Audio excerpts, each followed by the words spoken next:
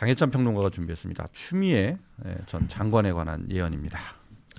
네, 저는 짧게 하겠습니다. 추미애 전 장관이 세월호처럼 윤석열 후보가 가라앉을 것이라고 막말을 했는데요.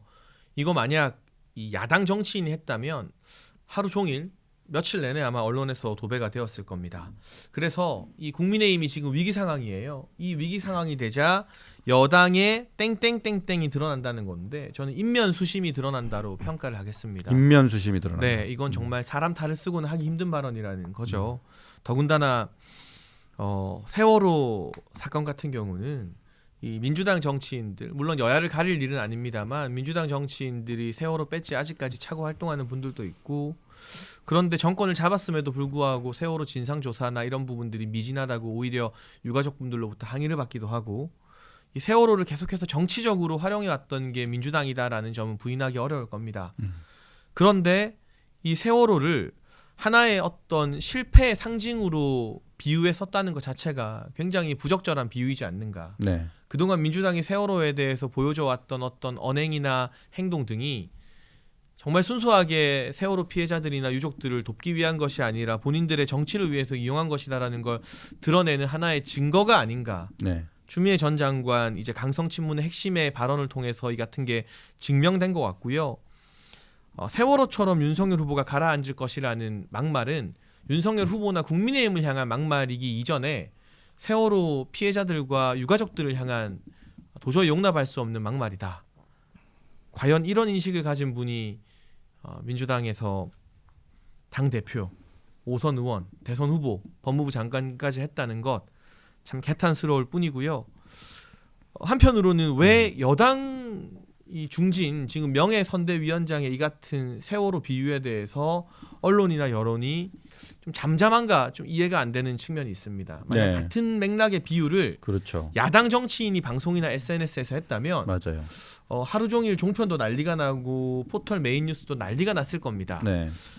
거기에 비해서 이 추미애 전 장관의 세월호 발언에 대해서는 뉴스가 나기는 했습니다만 방송도 언론도 너무나 조용히 넘어가는 것 같다. 그리고 각종 시민단체나 친여 성향의 진보 인권단체들도 여기에 대해서 비판 성명을 내지 않는 것들, 아무리 국민의힘이 위기 상황이고 지금 국민의힘이 회초리 맞고 무릎 꿇고 반성해야 되는 게 마땅한 시기입니다만, 그렇다 하더라도 그 틈을 틈타 이런 식의 망언을 피해자들을 두 번 울리는 막말을 해도 되는 것인가.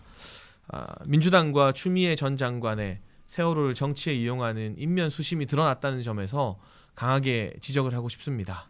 이게 내로남불이라는 거는 이미 드러났어요. 왜냐하면 기억하시는 분들 계실지 모르겠는데 2016년 2월에 당시에 박근혜 대통령이 네. 당시 그 규제 완화를 굉장히 추진을 하고 있었거든요. 네. 그 비유를 하는데 뭐라고 비유를 했냐면 네.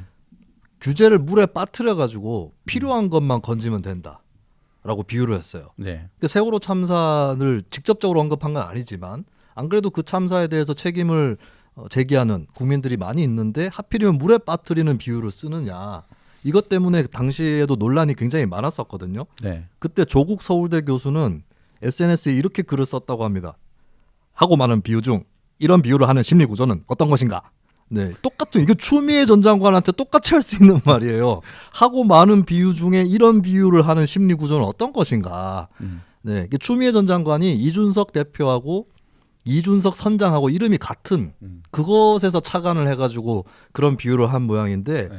그러면은 이왕에 하는 거 코마 트레이드 이준석 전 대표 성남 국제마피아파 출신이죠.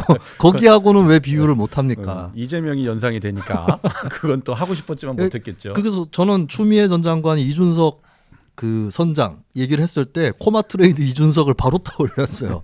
그래서 본인들한테 좋을 거 없는 비유를 왜 하는 거냐. 네, 이 생각이 들고 지난 총선 때도 차명진 전 의원 발언 때문에 얼마나 총선 막판에 시끄러웠나요. 네. 근데 그런 짓을 추미애 전 장관이 똑같이 하고 있다.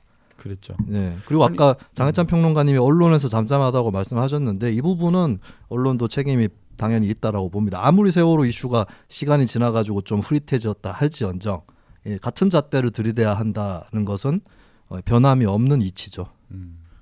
김수민 평론가의 그 공정한 평론이 빛을 발하네요. 오늘. 아 이건 공정이 아니고 그냥 상식적인 거라고 생각합니다. 진짜 실제로 이 세월호 비유가 우리 당 그 과거에 보면 우리 당 쪽에서도 그런 비유가 몇 번 나왔었는데 그때마다 여론의 문매를 맞고 욕을 많이 먹었었어요. 아 우리 당이라고 하니까 저도 같은 당인 것 같잖아요. 그러니까 네, 저는 무당파입니다. 국민의힘, 네, 국민의힘 쪽에서도 과거에 이제 그런 비유들이 나와서 욕을 많이 먹었고 또 그 정치권은 아니라 뭐 연예계나 이 그런 비유를 쓰는 사람들에 대해서 아주 여론의 문매가 가해졌던 그 기록들이 있어요. 근데 유독 추미애 장관에 대해서는 전 장관 추미애의 그런 세월호 망언에 대해서는 별로 이렇게 기사가 많이 없어요. 그래서 이것도 정말 좀 문제가 있죠. 같은 잣대가 적용되지 않는다. 내로남불이다. 충분히 저는 지적이 가능하다고 봅니다. 근데 한편으로는 야당이 좀만 더 잘했다면 이런 발언이 가능했을까? 그리고 이런 발언에 대해서 야당이 가만 놔두지 않아야 제대로 된 야당인 거잖아요.